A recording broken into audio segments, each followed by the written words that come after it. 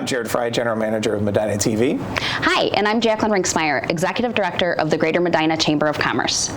The mission of the Chamber of Commerce is to serve our member investors and promote business interests through economic development, business advocacy, and member services, which benefits the Greater Medina community. The Chamber is funded by voluntary membership from the business community. It is a not-for-profit, nonpartisan business organization, and we do not receive tax dollars to operate the organization.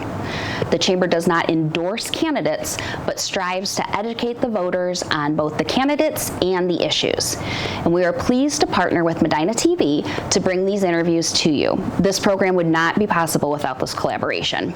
So thank you to our interviewer, Jared Fry, and our producer, Matt Tomick. And as always, the views expressed in these interviews do not necessarily reflect those of Medina TV or the Greater Medina Chamber of Commerce. We thank you for tuning in to the 2022 Candidates Forum and remind you to vote on November 8th.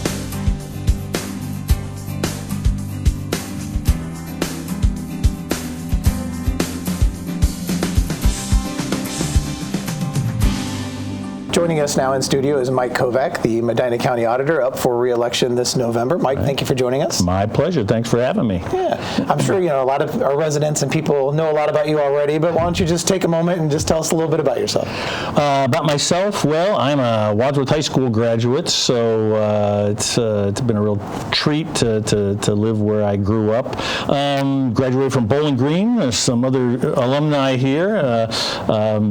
Did time in the United States Navy as an officer. I've got my finance degree, public finance degree, a master's degree from the University of Akron, and then have settled in as Medina County Auditor for about the past 29 years. So.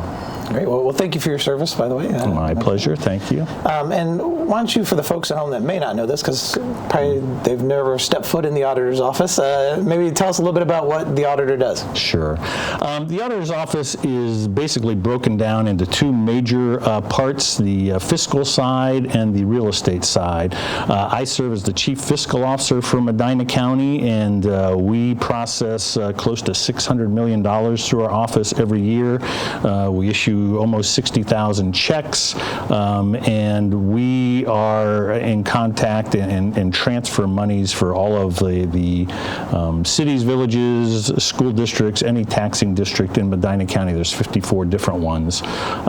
So we also do the payroll for Medina County, and on the other side, the real estate side, people may know recently that I am the Chief Appraiser for Medina County, and so we are tasked with setting the values on all 85,000 parcels in Medina County every year, and also complying with state law, Ohio state law, on implementing reappraisals every 3 years in Medina County, and every county in the state does that.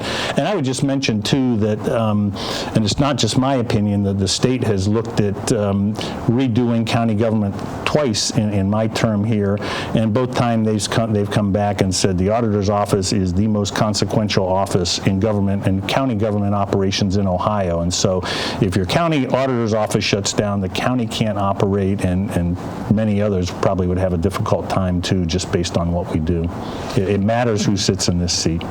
And so I think you can kind of explain this a little bit more, but you just explained it there. You're not necessarily just making these decisions as being the county auditor yourself. You're not just saying, hey, let's go do it. There's mandates that are passed down to you from the state level. Yeah, I've had that discussion with numerous people on Facebook, and I didn't wake up one night and say, what would be a good idea. The state comes down, and they do this with every county every 3 years. We actually get an order that says, increase values in Medina County 27%. There is some leeway as to how those are implemented, and again, it's not guesswork. We are looking at actual sales and actual markets in the different areas of Medina County. It's a pretty tight grouping here this time in Medina County, but I think they range from 21% to 30-something percent, but overall Medina County has to come up with a 27% increase for the state, yes. So I think you kind of already gave me this answer here, but I'm still going to ask, what do you find is the toughest challenge currently in the auditor's office? The toughest challenge, we pitch customer service pretty hard. And it's an odd thing. It's been a good reappraisal. I know people have sticker shock, but we bend over backwards to try and explain what is a difficult process. I mean, taxes just in general are very difficult to understand, and we don't trust what we don't understand.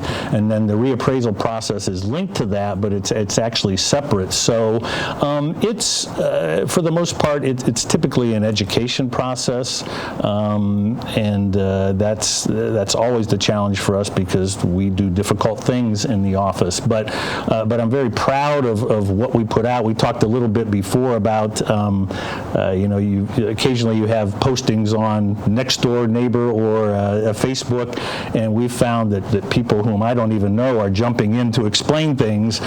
So clearly some of the information that we're putting out there is sticking. So just communicating with the people in Medina County about what we do and how it affects them, because it does affect them. And so we want them to know and be aware of what's happening, why it's happening, what we can do to help them, what they can do to help themselves. And at the end of the day, I think that's the best we can do. We're speaking with Mike Kovack, the current Medina County Auditor, up for re-election this November. Speaking of the re-election, if re-elected, what are some goals or things you'd like to accomplish in the next term?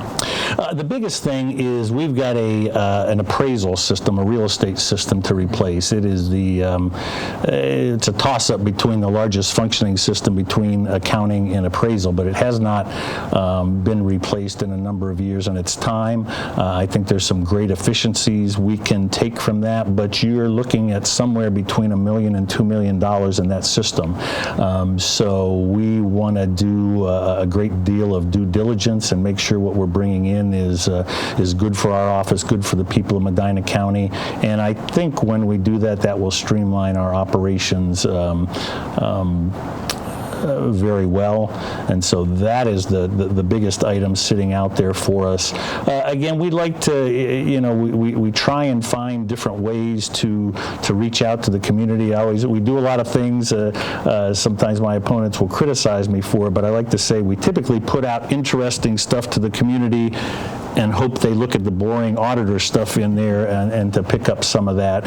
And I think we've done very well with that, but we're always looking for ways to be involved in the community and have the community involved with what we're doing so that they understand. And again, as we talked about with Facebook and Nextdoor Neighbor, they become purveyors of what we do and can help educate others whom we may not reach. Yeah. Sure. And I guess you mentioned your opponent and some issues there. What skill set or leadership abilities do you feel you have that differentiate you from your opponent? Actually, I've been talking about this a fair amount recently, and I think I'm uniquely qualified for this job because it's a dual thing where we've got two major functions: the accounting side, the business fiscal side, and the real estate side. And again, I've been a small businessman. I have a business degree from Bowling Green State University, and again, I got my real estate license at 21. I grew up in a real estate family. I still hold that. And I have either taught or taken close to 3,000 hours of real estate education in over the course of my time, and I'm recognized as an expert in the field in the state of Ohio. So you definitely need to have those two abilities, but also management. I mean, really, I'm much more of a hands-on auditor. We're kind of in between a big county and a small county, and but I'm definitely still a hands-on auditor. But the management of people is, I think, in any environment where you have more than a few people is a large item to have. And again, I got that with my Navy experience. That's what I did, is manage people, or they manage me. Oftentimes, thank goodness, in some cases. So you really, for this office, you really need to either bring those three skills to the table or have people on whom you can rely to do that. And we certainly have that at the auditor's office. Sharon Cresswell, Kristen Johnson, Johnson, 2 long-term employees, Judy Rogers.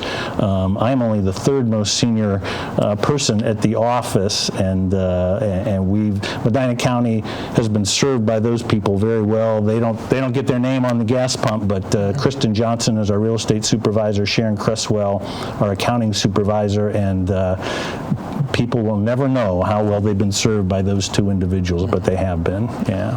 And you speak about the employees and the other entities within the county. There's been, as you look at the national and maybe even the state level, a lot of divisiveness politically amongst things. Do you see that at all in Medina County, or how's the relationship with the Auditor's office and the other departments within the county? Actually, we are required to work with every office. Every office has to work with us to do their bills, to do payroll, and we have no problems with that. You know, sometimes within politics there are issues, but we've tried to never allow that to affect operations, and it never has. You know, it's lots of people say, "Hey, you're the only Democrat I've ever voted for." You know, I don't know if that's a good thing or a bad thing, but I always tell people, I mean, almost all of the answers lie in the middle, typically, particularly in our two-party system, and it is really divisive right now, and it's not good for the system. And I think for the most part in Medina County still, we're still moderate for the most part. I mean, you clearly have right-wing, left-wing, always the case, but with most people you can still at least have a discussion on issues, and again, at local government, we have to solve problems. You don't get to pound the table and make the political commercial and raise money off of it. Tomorrow comes and things have to be done. And so I think for the most part, most of the local governments and people involved with that do a very good job of solving problems for the people in Medina County. I mean, at the end of the day, for local government, that's what it's about. State, national government, bigger things, but we don't typically get involved with that very much at all. Yeah.